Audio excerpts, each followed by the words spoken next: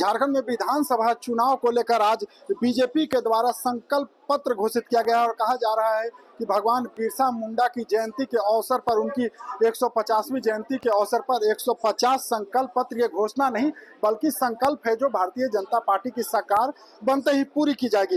इस संकल्प पत्र की बात करें तो गृह मंत्री अमित शाह स्वयं यहाँ पर मौजूद थे। इसके साथ ही असम के मुख्यमंत्री हेमंता बिस्वा शर्मा जो झारखंड बीजेपी के विधानसभा चुनाव के सह प्रभारी, उनके साथ केंद्रीय गृह मंत्री शिवराज सिंह चौहान, केंद्रीय रक्षा राज्य मंत्री संजय सेठ के साथ प्रदेश अध्यक्ष बाबूलाल मरांडी समेत कई यहाँ पर नेता मौजूद रहे और सब ने इन बातों को दोहराया कि यह हमारा संकल्प पत्र केवल संकल्प नहीं है बल्कि झारखंड में चाहे बांग्लादेश घुसपैठ की बात हो या आदिवासी असमियता की बात हो, उन तमाम संकल्पों को यहाँ पूरा किया जाएगा। और देखिए लगातार जो नेता है वो यहाँ पर मौजूद हैं। यहाँ पूर्व प्रदेश अध्यक्ष और राज्यसभा के सांसद दीपक प्रकाश जी भी हैं पर कर लिया। देखिए इस वक्त हमारे साथ राज्यसभा सांसद दीपक प्रकाश जी। सर, संकल्प पत्र जारी कर दिया लेकिन विपक्ष अभी से आरोप लगा रही कि ये संकल्प पत्र नहीं है, या फिर एक बार ठगने का प्रयास है, जुमलाबाज कहा जा रहा है। सर, अरे फरेबी लोग आज सत्ता में बैठे, मक्कारी करके सत्ता में काबिज करने वाले लोग बैठे, जनता को झूठ बोल करके और मुंगेरी लाल के हसीन सपने दिखा करके आज जो लोग सत्ता में बैठे हुए, उस पार्टी का नाम झारखंड मुक्ति मोर्चा और कांग्रेस और आरजेडी के लोग, इन लूटने और लुटवाने वाले लोग हैं। झारखंड के जंगल और जमीन के जमीर को बेचने वाले हैं। ये तुष्टीकरण की राजनीति करके वोट बैंक के बनाना चाहते हैं, लेकिन देश इनके सामने नहीं है, झारखंड इनके सामने नहीं, इनके लिए तो सिर्फ वोट है। वोट कल भी हेमंत सोरेन ने दोहराया उसी बात को कि 1 करोड़ 36 लाख जो हमारा जो बकाया है उसे वापस दे दीजिए। पहले हिसाब मांग ले कांग्रेस के लोगों से, उनके साथ जो बैसाखी पर गलभैया कर रहे हैं 1950 में से लेकर बकाया आप दिखा रहे हैं। थोड़ा हेमंत सोरेन से जो माननीय पूज्य पिताजी है, थोड़ा उनके जाकर पूछ ले कि कोयला मंत्री के कालखंड में कितने पैसे झारखंड के बकाया था। अरे हम तो एक एक पैसा देने वाले लोग। कांग्रेस के कार्यकाल में कितने पैसे इनके आए थे और भारतीय जनता पार्टी के नेतृत्व वाली सरकार, मोदी जी की सरकार ने कितने पैसे दिए, थोड़ा आंकड़ा प्रकाशित कर दे तो मैं मानूंगा। विधानसभा में इनके जवाब आए थे। सर, बांग्लादेश घुसपैठ को लेकर एक बड़ी घोषणा गृह मंत्री जी ने की, आप लोग भी लगातार इसको लेकर मुखर रहे हैं, तो क्या जैसी सरकार बनेगी तो बांग्लादेश घुसपैठ पर आप लोग कार्रवाई करेंगे? खदेड़ के उनको भगाने का काम करेंगे। ऐसा भगाएंगे कि आने वाले उनकी जो पीढ़ी है वो भारत और झारखंड की तरफ देखने का भी ख्याल ना करे। सर, एक अंतिम सवाल, सबसे बड़ी घोषणा 1 रुपए में जो रजिस्ट्री की बात जो रघुवर सरकार में हो रही थी, काफी लोकप्रिय थी, हालांकि हेमंत सोरेन ने बंद कर दिया था, पुनः उसे चालू करने जा रहे हैं, तो क्या लग रहा है महिलाओं के बीच पहले गोगो दीदी योजना, अब 1 रुपया वाली रजिस्ट्री? अरे महिलाएं, आधी आबादी महिलाओं की है और जो महिला सशक्तिकरण का जो हमने ख्याल रखा है थोड़ा वो भी विचार करें।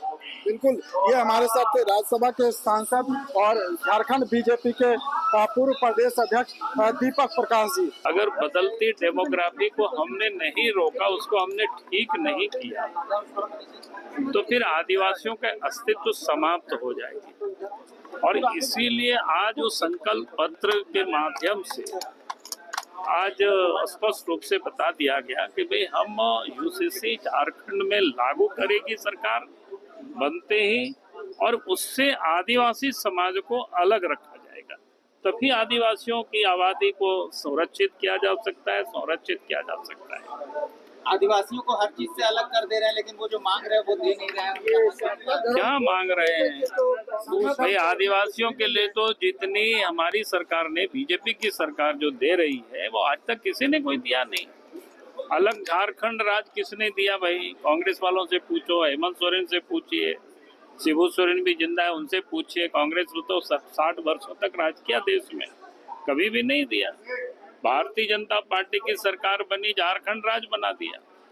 भारतीय जनता पार्टी की सरकार बनी, नरेंद्र मोदी जी प्रधानमंत्री बने, द्रौपदी मुर्मू को राष्ट्रपति भी बनाया। आज पड़ोस के 2-2 राज्य में आदिवासी मुख्यमंत्री है। और आदिवासियों की गांवों तक अगर किसी ने सड़क भी पहुंचाया, घरों तक बिजली पे पहुंचाया है तो बीजेपी सरकार ने की है। आज भी गरीबों को अगर 5 किलो अनाज मिल रहा है कोरोना काल से, तो ये बीजेपी की सरकार की, नरेंद्र मोदी जी की सरकार की ये देन है। हेमंत सोरेन तो जो मिलता है वो अपनी तिजोरी भर रहे हैं, अपने परिवार और पैसे के लिए वो राजनीति करते हैं। पूरी झारखंड की जनता लोग जान रहे हैं। ये सरना धर्म कोड और स्थानीय नीति को लेकर क्या कहेंगे? हमने कहा कि भाई सरना और आदिवासियों की जितनी भी धार्मिक मान्यता की जगह है उन सबको संरक्षित भी किया जाएगा, उनको विकसित भी किया जाएगा। आज तो वो सब उजड़ रहा है। 5 वर्षों में इन्होंने क्या किया हेमंत सोरेन ने? जब उसकी धार्मिक सांस्कृतिक पहचान ही समाप्त हो जाएगी तो सरना बचेगा कहाँ से? सरना तो बीजेपी ही बचा सकती है, बीजेपी ही उसको सुरक्षित कर सकती है। स्थानीय नीति और नियोजन नीति युवा आस लगा के हमने बार बार कहा है कि भाई जब से राज्य बना है तब भी मैंने कहा था कि 3rd और 4th ग्रेड की नियुक्ति झारखंड के बच्चे और बच्चियों की होगी तो होगी। कोई घोषणा पत्र नहीं है। हम मुंगेरी लाल के हसीन सपने नहीं दिखाते। 2 महीनों के लगातार परिश्रम पसीना बहाकर हम सब कार्यकर्ताओं ने गांव टोला पंचायत जाकर सबसे आमंत्रण लिया, सबसे पूछा कैसे झारखंड को समृद्ध करेंगे, कैसे झारखंड से भ्रष्टाचार को भगाएंगे, कैसे झारखंड से घुसपैठियों को भगाएंगे, कैसे रोजगार का सृजन करेंगे। और यह घोषणा नहीं, ये तो मंथन हुआ, समुद्र मंथन हुआ, तब अमृत निकला। उसके बाद हम संकल्प लेते हैं और यह संकल्प प्रधानमंत्री नरेंद्र मोदी जी का, कैसे झारखंड को और झारखंड में रहने वालों को न्याय मिले, कैसे युवाओं को रोजगार मिले, महिलाओं को सम्मान मिले, किसानों को खेत में हरियाली लाए, यह संकल्प आज गृह मंत्री जी ने लिया। ये जो मेरे हाथों में है ये है संकल्प पत्र 2024, जिसे अभी गृह मंत्री अमित शाह ने यहाँ पर जारी किया। ये रांची का होटल है, इसी होटल में अमित शाह कल देर रात लगभग 11 बजे आए थे। उसके बाद से वो रात्रि विश्राम उन्होंने किया। आज सुबह की बात करें तो असम के मुख्यमंत्री हेमंता बिस्वा शर्मा या केंद्रीय मंत्री की गृह मंत्री की बात हो, अमित शाह लगातार अन्य नेताओं से मंत्रणा कर रहे थे, बैठक कर रहे थे और उन प्रमुख बिंदुओं पर चर्चा कर रहे थे, चाहे बांग्लादेश घुसपैठ की बात हो या महिलाओं पर के साथ जिस प्रकार से हिंसा हो रही है, खास करके संथाल परगना में जो डेमोग्राफी चेंज हो रही है, उन तमाम मुद्दों पर चर्चा हुई और बांग्लादेश घुसपैठ को लेकर बड़ी घोषणा की। इसके साथ ही बता दूं कि एक बड़ी जो घोषणा उन्होंने की कि जो रघुवर दास की सरकार में 1 रुपये में महिलाओं को जो संपत्ति का अधिकार मिलता था, यानी 1 रुपये में उनकी जमीन की रजिस्ट्री होती थी, उसे हेमंत सोरेन सरकार ने बंद कर दिया था। पुनः उसे वो शुरू करने जा रहे हैं। और बता दें कि आज गृह मंत्री जी का 3 चुनावी सभा भी है, जिसमें पहली सभा उनकी घाटशिला में है, इसके बाद बरकट्टा और फिर सिमरिया। कल की बात करें तो प्रधानमंत्री नरेंद्र मोदी आ रहे हैं चाईबासा और गढ़वा में उनकी चुनावी सभा है। इसके साथ ही अन्य केंद्रीय नेताओं का लगातार अब झारखंड में आने का दौरा और सिलसिला उनका शुरू हो गया है। संकल्प पत्र आज जारी हो गया है।